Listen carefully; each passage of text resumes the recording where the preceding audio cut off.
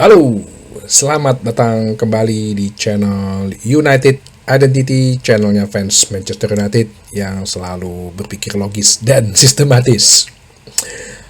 Tadi gue barusan nih ya, ngorek-ngorek informasi gitu ya, sama ngeliat beberapa informasi ya, searching gitu. Ternyata Manchester United itu tidak pernah menang loh lawan Athletic Bilbao di ajang kompetisi Eropa.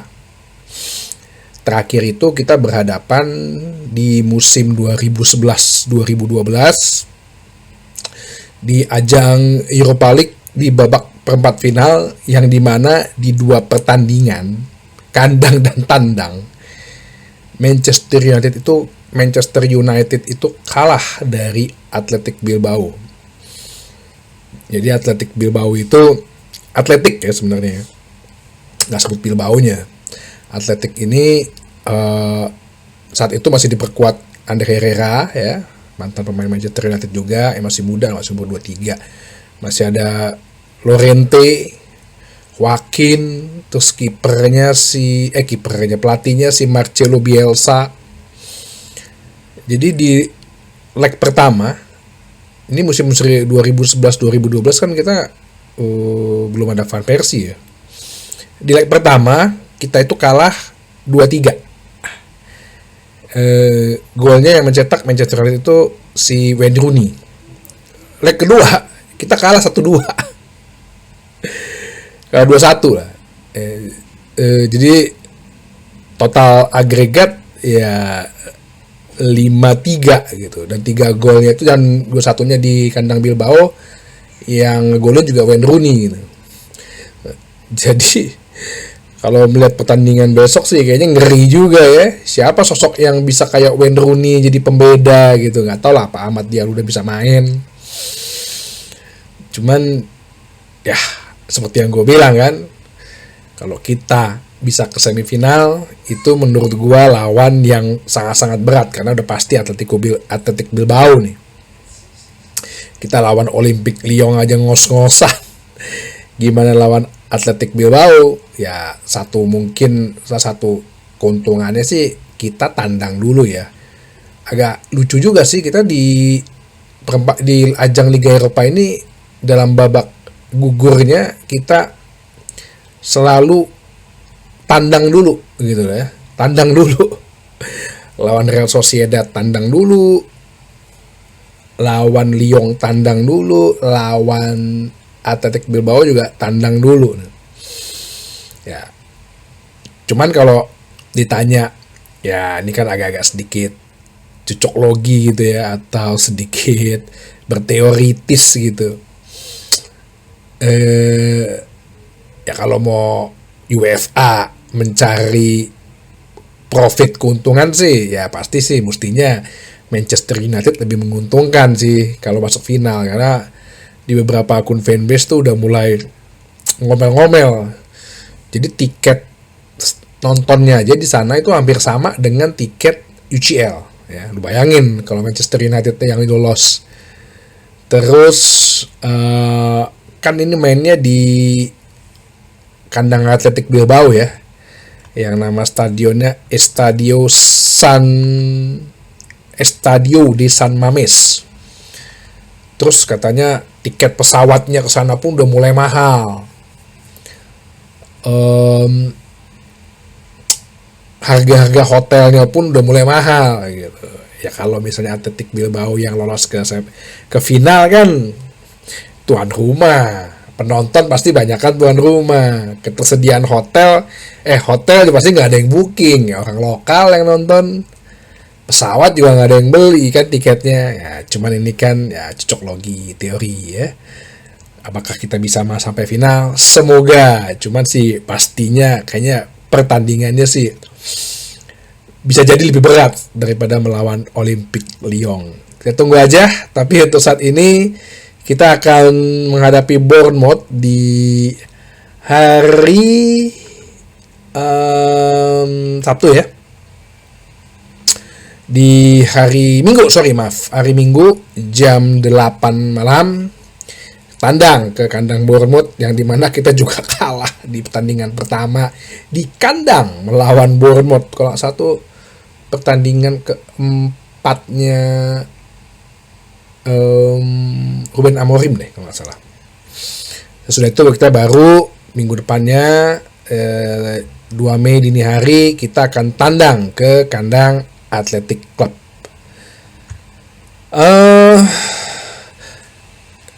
Latihan sudah dilakukan dan ya seperti biasa ya, ada upacara ya, masuk ke terowongan gitu, di keplak-keplakin untuk Hari Amas dan Chido-Obi.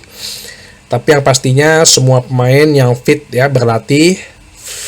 Ada sedikit pengarahan dari Ruben Amorim ya, mungkin maksudnya ya udah lo berikan yang terbaik deh sisa 5 pertandingan ini gitu loh. Sisa pertandingan ini kan apalagi kita main jam 8 malam, jam setengah 11-nya mungkin Liverpool akan merayakan ya bahwa ke juara Liga tahun musim ini, dan juga sekaligus telah menyamai titel 20 kali juara Liga Inggris. Nah, jadi pekan ke-34 besok ini ya coba deh lokasi yang terbaik buat fans lah, walaupun gue yakin sih pasti akan ada rotasi ya, karena sungguh-sungguh berbahaya juga gitu.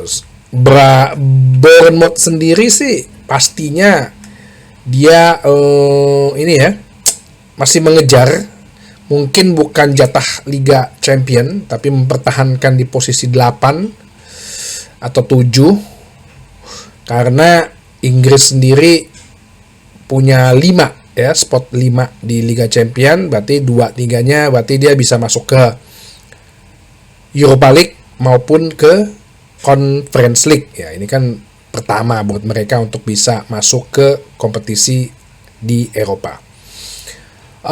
Kabarnya yang masih musim depan adalah Matheus Cunha masih sedang dalam proses, tapi tampaknya arahnya adalah positif. Cuman ada satu berita yang gue coba jabarin. Manchester United saat ini sedang menjajaki mengenai kiper Freddie Woodman untuk menggantikan Tom Heaton. Jadi mungkin sebagai kiper 3 ya.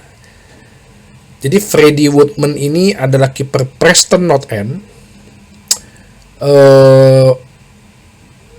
Umur 28 tahun ya, pemain Inggris.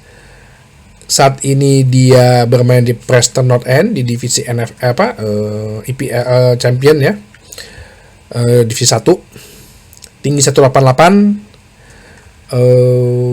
Sebelumnya adalah kiper Newcastle, ternyata berada di Bournemouth, Newcastle ya, pindah-pindah lah.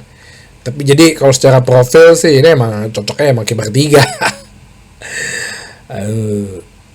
Hal ini sih menurut United Identity telah mengisyaratkan mungkin ya kalau misalnya kita jadi beli, kayaknya kita nggak akan banyak invest di kiper nih ya. Tahun depan Onana dan Bayindir masih akan menjadi penjaga mister gawang, karena beberapa nama yang ya sering santer lah dibicarakan kayak Sion Suzuki gitu kan, kayaknya secara kualitas juga nggak beda jauh sama Onana gitu. Yang kalau mau ngomong kualitas yang udah agak tinggian ya Donnarumma lah itu loh, Jan Oblak gitu. Tapi kayaknya lo sulit pindah, Donnarumma aja masih panjang kontraknya di PSG.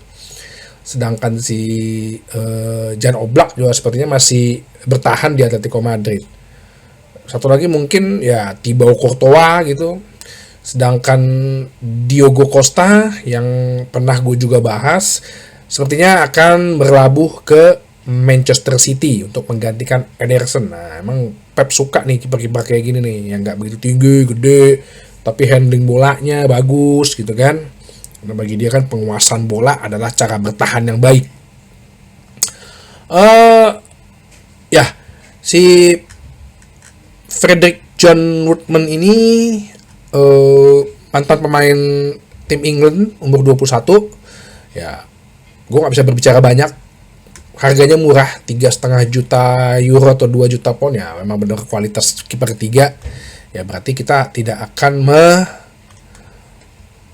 menginvestasikan kepada seorang kiper.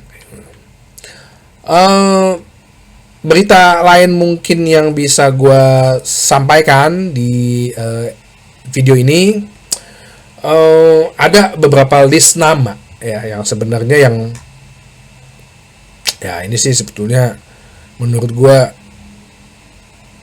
bukan hayalan ya, keinginan banyak fans gitu ya. Cuman pertanyaannya, ya duitnya cukup gak sih gitu. Kita coba berhitung-hitung ya. Kalau Rashford itu bisa dijual 45 juta pound, terus feeling gue sih kalau mau jual Anthony mungkin sekitar 35 jutaan ya, plus dengan 25 juta Jadon Sancho, itu aja kita sudah mendapatkan 100 juta pound. Berarti kalau untuk beli Matheus Cunha dengan 62,5 dan si siapa namanya